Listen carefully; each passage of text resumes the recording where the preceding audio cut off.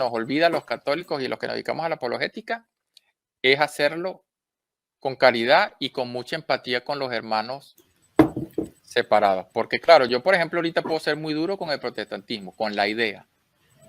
Pero algo que a veces nos cuesta entender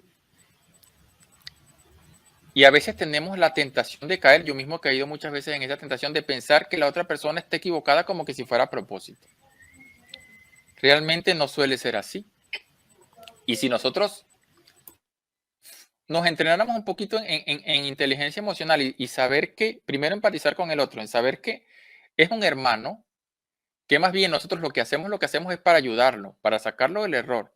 Pero él en ese estado, a lo mejor puede tender a ser agresivo atacando la iglesia y eso nos puede poner en un estado un poco tóxico. Hay un libro de Carl Keating, no sé si lo conoces, que se llama Catolicismo y Fundamentalismo, un libro que, bueno, lamentablemente dejé en Venezuela, pero es un libro que está en inglés muy bueno, donde él habla del círculo vicioso que es el protestantismo. O sea, cómo agarra a un católico y lo vuelve anticatólico.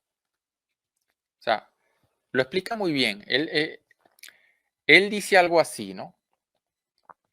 O sea, el protestantismo es una doctrina que no es una doctrina sólida, pero está preparada para ser efectiva a cierto sector de la población católica. ¿Cuál es ese sector? El sector vulnerable que no conoce apologética, que no conoce doctrina. Ese sector es sumamente vulnerable. Esos argumentos, porque son argumentos simples, como el socialismo, es como el comunismo. Es muy atractivo a muchas personas, a pesar de que cuando tú analizas concienzudamente, pero no tiene ni pie ni cabeza. Bueno, igualito es así el protestantismo, es como el comunismo. Ataca a un sector de la población débil.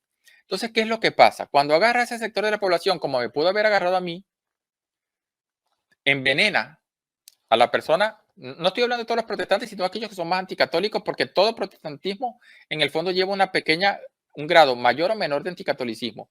Pero este catolicismo fundamentalista anticatólico que ocurre, que hay mucho, agarra estos católicos, los envenena con los argumentos y entonces les hace pensar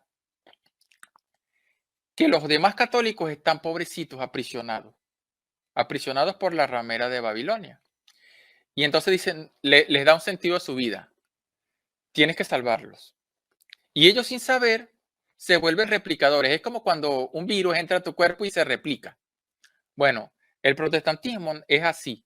Agarra a un individuo y lo vuelve un replicador. Ahí es que hace falta la apologética, pero hay que entender que esa persona que está bajo el efecto de esa ideología, hay que ayudarla, hay que intentar ayudarla. Y hay que verlo como lo que en verdad es, un hermano que necesita ayuda. Y hay que tratar de evitar, aunque cueste, porque las discusiones pueden caldearse, lo que sea, de ser agresivo. Y por una razón muy, muy simple.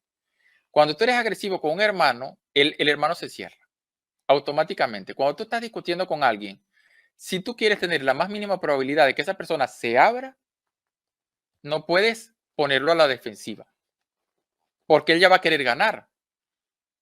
Si tú le dices, mira, y cedes a la tentación de agredirlo, o sea, tonto, lo que sea, él se va a cerrar. La oportunidad que tenía, por lo menos con él, se fue. Y por eso siempre recomiendo en la apologética evitar ese tipo de apologética ofensiva y de meme que me consigo tanto en las redes sociales, porque claro, yo entiendo que muchas personas sientan los ataques de los protestantes en esos foros y las comunidades, hay mucha toxicidad y reaccionen igual, pero no se puede caer en eso. ¿Por qué? Porque cuando uno reacciona igual, por más que crea que está atacando a esos protestantes, aparte de que esos protestantes se cierran más, también estás agrediendo a los demás que a lo mejor no son así, porque esos son poquitos, pero son los que hacen más ruido. Es como el Twitter. El Twitter está la gente más tóxica, ¿verdad? Literal. Pero no representan a la población. Son los más tóxicos los que hacen más ruido. Igual ocurre con que los protestantes más anticatólicos son los que hacen más ruido. Entonces, claro, si uno se pone protestonto, sectario, protestante. Sí, eso es totalmente contraproducente. Llamar Literalmente, sectario, hermano. menospreciar la comunidad de fe la comunidad de los hermanos. Hubo un tiempo en que yo, cuando me quise meter un poco en esos debates, ya no debato tanto, pero cuando me quería meter duro en los debates, me metí en un foro donde habían 100.000 protestantes, 30.000 protestantes, y me ponía yo ahí a debatir. Y una vez me metí en el foro de las Sociedades Bíblicas Unidas y debatí con todos los pastores. Al final me terminaron votando. Bueno, yo recuerdo que me metí en un foro que creo que todavía existe, que se llamaba iglesia.net. Era donde estaba lo más anticatólico que existía. Lo más anticatólico. Pero los protestantes más tóxicos que te puedas imaginar. Hay un compañero que es blogger conmigo en Infocatólica, Luis Fernando Pérez, que él era protestante. ¿Cómo se hizo él católico? Porque hubo una persona que participaba en ese foro, que también estaba en Infocatólica, que es Fray Nelson Medina, que con paciencia empezó a dialogar con él. Luis Fernando era anticatólico. ¿Cómo Luis Fernando pasa a ser católico? Porque hubo alguien que se tomó el tiempo de hablar, no desde el sentido agresivo. No, y Fray Nelson que habla con ese amor y esa paz. Y fíjate el fruto que produjo Fray Nelson en la conversión de un hermano, que no se hubiera dado porque todos los demás no lograron nada. Y algo que me pareció muy curioso, para que tú veas que esa técnica tampoco le funciona a los protestantes, que hubo un protestante que yo vi ahí un comentario que me llamó la atención en ese mismo foro, que dijo, mira, yo tengo aquí como 15 años participando, 10 años, no me acuerdo cuánto tiempo dijo. Y ni un católico en este foro se ha hecho protestante. Más bien ha ocurrido lo contrario. O sea, él admitió, aquí no estamos para convencer a nadie igual, porque aquí estamos para ganar los debates, porque igual aquí nadie se ha convertido. Ahí es donde yo dije, wow, o sea, esta persona está admitiendo que en el foro más anticatólico que existe en habla hispana, no han podido convencer a un solo católico en todos esos años. Más bien, en ese foro, los protestantes se han hecho católicos. ¿Qué significa? Lo que te decía en un comienzo. El argumento protestante contra un católico medianamente formado es absolutamente inútil. Absolutamente inútil. Y un católico mal formado no se va a meter en un foro de eso. Claro, pero un católico mal formado sí es la víctima perfecta. Porque Exacto. Le dicen, mira, tú adoras esa imagen. Ay, sí. Eres idólatra. Soy idólatra. No, verdad, soy idólatra. Claro, porque está mal formado. Pero un católico, ¿qué católico medianamente formado cree que las imágenes son dioses y que las adora? Nadie. Pero con ese caballito de batalla, ¿cuántos no convence? Ah, verdad, yo era idólatra. Entonces, y muchos testimonios que uno ve, y cuando veíamos ahí, porque ahí sí me conseguí muchos católicos en ese foro. Pero ¿qué decían? ¿Qué decían? El mismo testimonio de un protestante que sonaba muchísimo, Daniel Sapia, que tiene una página que se llama Conoceréis la Verdad, otra página súper anticatólica. No, cuando yo era católico, entonces yo era esto, yo era lo otro. O sea, todos los protestantes generalmente que se hicieron católicos dicen, cuando yo era católico era borracho, era mujeriego, era fornicador, era drogadicto. Casi siempre los que tienen como ese guioncito, casi siempre son los que van como a la rama más pentecostal. Sí, pero ¿qué pasa? ¿Qué está diciendo allí? Que eras un mal católico. Por eso te hiciste protestante, porque no, o sea, lo que podías haber encontrado en la iglesia católica, no lo habías buscado allí, o sea, eras un mal católico, entonces tú asumes que era equivalente ser católico con ser eso. No, es que tú eras un mal católico, pero si tú ves los testimonios de otros hermanos que se hicieron católicos, más bien es lo contrario. Ellos no te dicen, cuando yo era protestante yo era borracho, yo era esto. No. Cuando eras protestante eran cristianos sinceros, que trataban de vivir el evangelio bien, por más que estuvieran equivocados. Todd Hahn o Marcus Grody eran teólogos, eran personas doctas. Entonces, esas personas doctas, precisamente porque se hicieron más doctas, se hicieron católicos. Uno de los casos que a mí más me llamó la atención es, se me olvida el nombre, se llama Alex Jones, ¿no? Este es un señor que tenía 50 años de pastor pentecostal, uno de los pastores más reconocidos en su comunidad. Y él quiso hacer un experimento.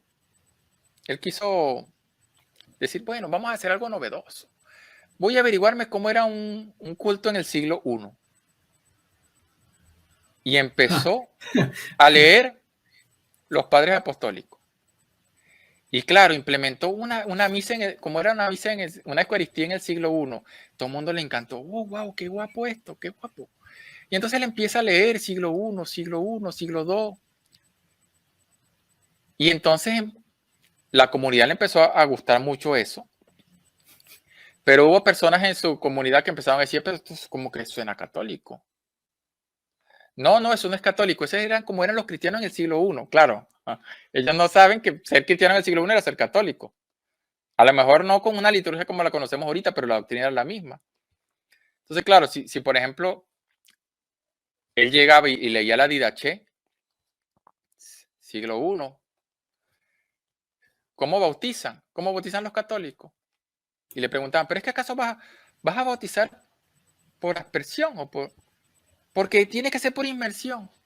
Y él, claro, él empezaba a ver que es que los cristianos de esa época no lo hacían necesariamente de una manera. Ajá. O por ejemplo, cuando se hablaba de la Eucaristía como sacrificio, que es algo que los protestantes rechazan enfáticamente. Todos los padres apostólicos de manera unánime reconocen en la Eucaristía el cumplimiento de la profecía de Malaquías 1:11, donde dice, desde donde sale el sol hasta el ocaso, se ofrece un sacrificio de incienso en oblazón pura. Cuando en ese contexto, si uno lee el texto, ¿cómo Dios dice eso? O sea, ¿cómo Dios dice que rechaza los sacrificios animales y habla de un sacrificio que se presenta siempre y en todo lugar, desde donde sale todo hasta el ocaso? ¿Cuál era ese sacrificio? Dios lo estaba viendo desde la eternidad, el sacrificio de la Eucaristía, que la misa se celebra cada hora, cada día, todos los días. Y él decía, estos sacrificios no me agradan, los sacrificios cuando me dan una recoja. Pero el sacrificio de la Eucaristía no lo dice así, obviamente, en Malaquías 1:11. Bueno, pero hacía referencia a ese sacrificio. Todos los padres de la iglesia de la YDH en adelante entienden que ese sacrificio que hace referencia a Malaquías 1:11 era el sacrificio de la misa, era el sacrificio de la Eucaristía. Y los protestantes, parte de su doctrina fundamental es que eso no es un sacrificio, es un memorial. Entonces, claro, él empieza a ver ese choque. Al principio lo acusan de católico y al final termina diciendo, lo pueden ver en el video, se los recomiendo mucho, ese video vale la pena. Está en el canal de YouTube Apologética Católica.org, Alex Young está ahí, lo consiguen, solo hay 30 videos en ese canal. Y fíjate, él mismo llega y dice que tuvo que reconocer que se estaba haciendo católico. Se hizo católico. Un video bien interesante porque lo llamativo también no solo fue eso, sino que él se convirtió en casi que la tercera parte de su iglesia. O sea, la reconversión de él no solamente fue de él. O sea, cuando esas conversiones son así, desde el estudio, de la profundización, desde la espiritualidad, arrastran. No es el único caso. Hay muchísimos casos así, como el caso de Scott Hahn también arrastró muchísima gente. Gente docta, no el típico católico que dice yo era borracho y le pegaba a mi mujer, no. Estos eran gente docta. El caso del cardenal Newman es también súper memorable, o sea, porque arrastró muchísima gente, o sea, se llevó consigo un conjunto de puros intelectuales. O sea, claro, eso es algo que llama la atención. No quiero decir que no exista también el caso del culto católico que se hace protestante, eso puede pasar, pero hasta ahora yo lo veo como más extraño. Hasta donde yo he podido analizar muchas veces los testimonios, no parece eso. Fíjate, otra pequeña anécdota. Hay un artículo que una vez yo analicé de un sacerdote que creo que se llamaba Luis Padrosa. Él empezaba su artículo diciendo, soy católico y fui católico. Me sabía todos los argumentos, me los estudié todo, lo sabía todo. Y cuando conocí el protestantismo, bueno, entonces dejé todos los argumentos católicos. Y cuando tú ves cómo él argumenta, tú dices, oye, pero tú dices que tú sabías todo y te lo sabías todo y argumentas cosas que un protestante, un católico medio formado, argumentas como protestante, porque un católico medio formado no argumentaría como argumentas tú. Y ahí como que se le va el primero, ¿no? Se le va el primero porque uno se da cuenta de que católico formado. Es muy parecido, por ejemplo, no sé si conoces el caso de Alberto Rivera. es un personaje que fue muy famoso décadas atrás, creo que no sé si ya habrá muerto. Era supuestamente un obispo católico, jesuita, que había llegado a la más alta jerarquía de la Iglesia Católica. Ok. Y se hizo No pasar me y empieza a dijo, sonar, sí. me convertí en protestante. Entonces vino una editorial de las más anticatólicas que existe, que es las caricaturas estas de Chick Publication, y lo toman de protagonista a él. Y entonces él, como viene de la Iglesia Católica, empieza a revelar secretos, supuestos Sí, ya secretos sé cuál era. de la Sí. Iglesia Católica. Entonces, que la Iglesia Católica está detrás de los nazis, que la Iglesia Católica está detrás de todos los males de la humanidad, la Iglesia Católica está detrás. Entonces, claro, ellos pretenden educar, entre comillas, con caricaturas. Entonces, todo lo revela, todo lo que saben, es porque se lo reveló Alberto Rivera. Ah, porque es que Alberto Rivera era jesuita. Entonces sale, mira, por ejemplo, la Eucaristía es redonda porque los sacerdotes estaban, jajaja, vamos a ver cómo hacemos que la gente adore al Dios Sol. Vamos a hacer a la Eucaristía redonda. Jaja, y sale el diablo ahí hablándole a un sacerdote. ¿Cómo lo sabe? ¿Cómo sabe que el diablo le hablaba así al oído a un sacerdote? Exacto. Porque se lo reveló Alberto Rivera. Y lo más curioso, cuando tú vas a ver los argumentos de Alberto Rivera y lo investigas, resulta que nunca fue obispo, nunca fue nada, fue un farsante. Y no solamente eso, sino que investigando yo un poco me encontré un foro protestante que creo que todavía existe. Es más, quizás todavía ese artículo está ahí porque no lo borran, donde personas que conocieron a Alberto Rivera dicen que era un estafador, que lo robó. O sea, el tipo iba a las iglesias, vendía su show de converso al protestantismo, de que se salió de la ramera del Apocalipsis. Bueno, ganaba dinero, vendía libros, Chick Publication lo ensalzaba. Yo veo los casos de conversión en la Iglesia Católica son personas formadas que no llevaban una vida así que uno diga, oye, pero es que era un borracho, era esto, era lo otro. No era nada de eso. Sí, yo sé que normalmente al protestante le choca mucho esta frase, pero la evidencia es Católico que es algo ignorante, que es seguro muy real. protestante. Católico ignorante, seguro protestante. Eso es una frase Y cierta. la comita de esa es que buen protestante, futuro católico. Sí. Mira uno la honestidad intelectual de un buen protestante y ineludiblemente, sea rápido, a mediano plazo, a largo plazo, el proceso de cada uno es distinto, termina llegando a abrazar la fe católica. Sí, y esperemos que en muchos casos sea en vida, en otros casos nunca se concrete en vida, porque también hay el fenómeno de que los prejuicios pesan mucho. O sea, en no todas las personas, o sea, habrá protestantes bien intencionados, pero ¿qué sucede? A lo mejor en esta vida no les da tiempo de reflexionar en esos temas clave lo suficiente. Eso pasa. Y otras veces es porque, o sea, hay diversas razones. Los prejuicios pesan. O sea, imagínate que tú estés en una denominación donde te hablan tan mal de la Iglesia Católica que tienes una imagen totalmente distorsionada de lo que es la Iglesia.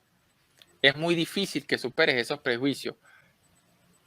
No recuerdo cuál era el cardenal que decía que se me fue el nombre ahorita, siempre me acuerdo, pero él decía algo así, un cardenal muy santo. Decía, lo voy a parafrasear porque no me acuerdo la frase exacta, decía que muchos creen que odian a la Iglesia Católica, pero no la odian lo que en verdad ellos creen que es la Iglesia Católica. Fulton Sheen. Fulton Sheen, ese. Fulton Sheen. Él lo dijo. Y realmente es así, o sea, hay mucho prejuicio, no todo el mundo lo supera. Y eso es una labor del apologeta. Y por eso también hablaba de lo de la caridad, que es tan importante para que esos prejuicios puedan ser superados Claro por la mayor cantidad de hermanos posible. Amén. Bueno, con base en lo que decías ahorita, mi hermano del católico apologista, totalmente de acuerdo. Y yo, por ejemplo, lo decía hoy en un chat, y yo decía, hombre, es que normalmente el católico apologista se ha dedicado a fundamentar su defensa de la fe en Primera de Pedro 3:15. Y estamos claros, correctos, y yo también lo hago. ¿Cuál es el problema? Cuando se nos olvida leer el versículo 16. porque es que nos quedamos a que sí, tenemos que tener razones de nuestra fe, nuestra esperanza y de respuesta, pero se nos olvida el cómo. Y el cómo es con humildad, con mansedumbre, con respeto. El problema es que cuando ya no lo hacemos así, en vez de acercar a un hermano separado, lo alejamos más. Exactamente. Lo alejamos más.